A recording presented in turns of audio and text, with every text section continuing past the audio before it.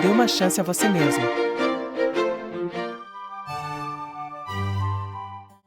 Talvez você já tenha feito perguntas como estas: de onde vim ao nascer? Para onde irei depois da morte? O que há depois dela? Por que uns sofrem mais do que outros? Por que uns têm determinada aptidão e outros não? Por que alguns nascem ricos e outros pobres?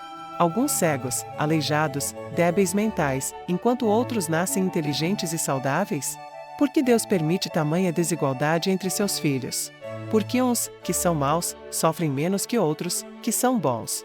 No entanto, a maioria das pessoas, vivendo a vida atribulada de hoje, não está interessada nos problemas fundamentais da existência.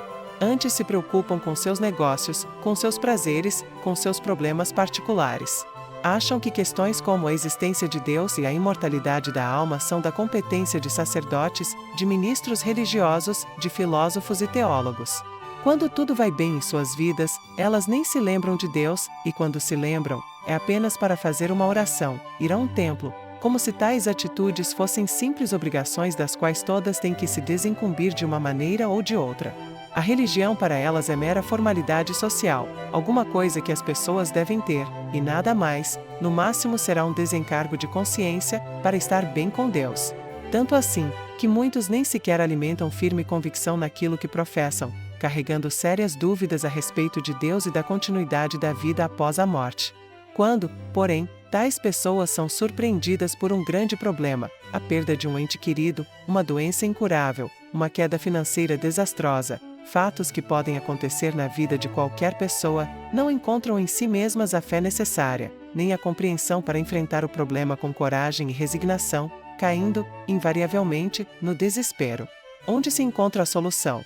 Há uma doutrina que atende a todos estes questionamentos. É o Espiritismo. O conhecimento espírita abre-nos uma visão ampla e racional da vida, explicando-a de maneira convincente e permitindo-nos iniciar uma transformação íntima para melhor. Mas, o que é o Espiritismo? O Espiritismo é a doutrina revelada pelos espíritos superiores, através de médiuns, e organizada, codificada, no século XIX, por um educador francês, conhecido por Allan Kardec.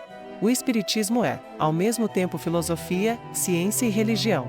Filosofia, porque dá uma interpretação da vida, respondendo questões como de onde eu vim, o que faço no mundo, para onde irei depois da morte. Toda doutrina que dá uma interpretação da vida, uma concepção própria do mundo, é uma filosofia. Ciência, porque estuda, à luz da razão e dentro de critérios científicos, os fenômenos mediúnicos, isto é, fenômenos provocados pelos espíritos e que não passam de fatos naturais. Todos os fenômenos, mesmo os mais estranhos, têm explicação científica. Não existe o sobrenatural no Espiritismo.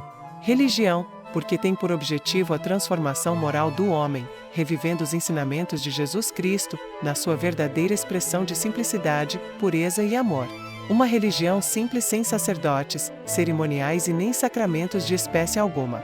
Sem rituais, culto a imagens, velas, vestes especiais, nem manifestações exteriores.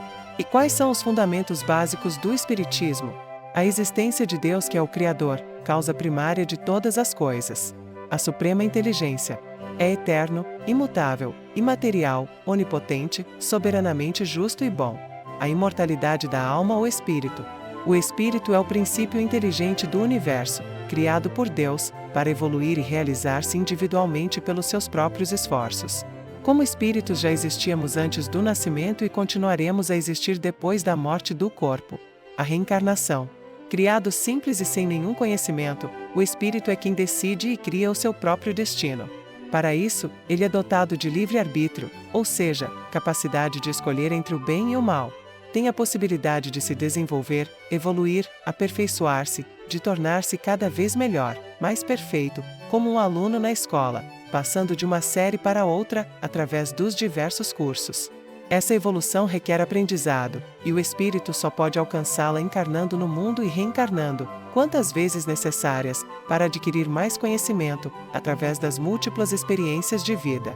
O progresso adquirido pelo espírito não é somente intelectual, mas, sobretudo, o progresso moral. Não nos lembramos das existências passadas e nisso também se manifesta a sabedoria de Deus.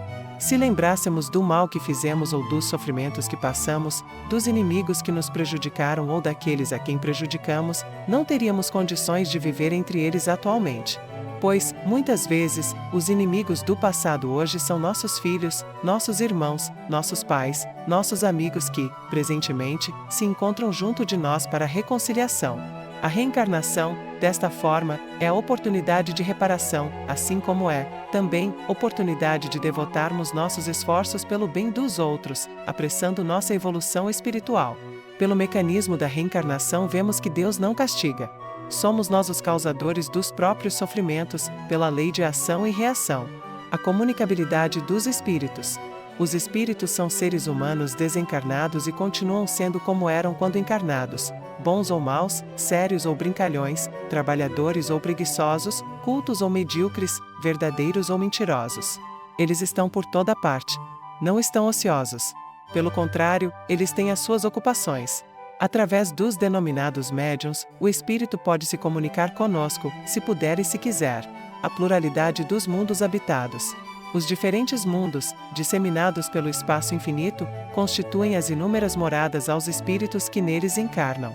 As condições desses mundos diferem quanto ao grau de adiantamento ou de inferioridades dos seus habitantes. Como o Espiritismo interpreta o céu e o inferno? Não há céu nem inferno. Existem, sim, estados de alma que podem ser descritos como celestiais ou infernais. Não existem também anjos ou demônios, mas apenas espíritos superiores e espíritos inferiores, que também estão a caminho da perfeição, os bons se tornando melhores e os maus se regenerando. Deus não se esquece de nenhum de seus filhos, deixando a cada um o mérito das suas obras. Somente desta forma podemos entender a suprema justiça divina. Por que o Espiritismo realça a caridade? Porque fora dos preceitos da verdadeira caridade, o espírito não poderá atingir a perfeição para a qual foi destinado. Tendo-a por norma, todos os homens são irmãos e qualquer que seja a forma pela qual adorem o Criador, eles se estendem as mãos, se entendem e se ajudam mutuamente. Por que fé raciocinada? A fé sem raciocínio não passa de uma crendice ou mesmo de uma superstição. Antes de aceitarmos alguma coisa como verdade, devemos analisá-la bem. Fé inabalável é aquela que pode encarar a razão, face a face, em todas as épocas da humanidade. Allan Kardec. E onde podemos encontrar mais esclarecimentos sobre o Espiritismo? Começando pela leitura dos livros de Allan Kardec. O Livro dos Espíritos. O livro básico da doutrina espírita. Contém os princípios do Espiritismo sobre a imortalidade da alma, a natureza dos espíritos e suas relações com os homens, as leis morais, a vida futura e o porvir da humanidade. O Livro dos Médiuns. Reúne as explicações sobre todos os gêneros de manifestações mediúnicas, os meios de comunicação e relação com os espíritos, a educação da mediunidade e as dificuldades que eventualmente possam surgir na sua prática. O Evangelho segundo o Espiritismo. É o livro dedicado à explicação das máximas de Jesus, de acordo com o Espiritismo e sua aplicação às diversas situações da vida. O Céu e o Inferno, ou a Justiça Divina segundo o Espiritismo. Oferece o exame comparado das doutrinas sobre a passagem da vida corporal à vida espiritual.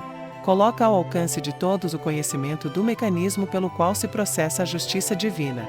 A Gênese.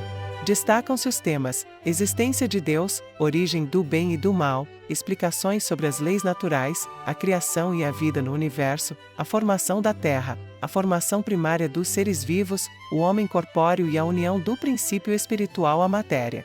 Você poderá ler, ainda, os livros psicografados por Francisco Cândido Xavier, Divaldo Pereira Franco, Ivone Pereira, José Raul Teixeira, etc. e os livros de Leon Denis, Gabriel Delany e de tantos outros autores, encontrando-se entre eles estudos doutrinários, romances, poesias, histórias e mensagens de alento.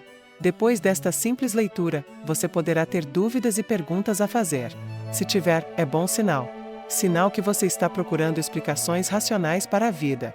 Você as encontrará lendo os livros indicados acima e procurando um centro espírita seguramente doutrinário e indiscutivelmente espírita.